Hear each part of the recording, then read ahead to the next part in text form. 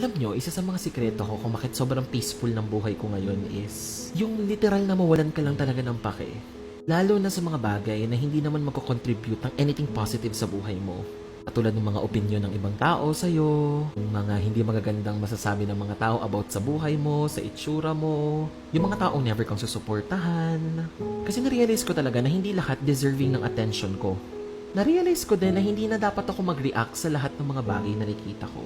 Kasi meron talagang mga certain situations sa buhay natin na hindi deserve ng energy natin. I think this is just a reminder to stop focusing on things we can control. And mag-focus lang sa mga bagay, tao, and sitwasyon na talaga nagmamatter sa'yo. Tulad ng physical and mental health mo, ng mga friends mo na palagi kang sinusuportahan, ng mga mahal mo sa buhay na andyan palagi para sa'yo. Kasi pag nag-invest ka talaga sa mga tao at sitwasyon na nagmamatter sa'yo, I guarantee you sobrang magiging peaceful ng buhay mo. Ilang be love you.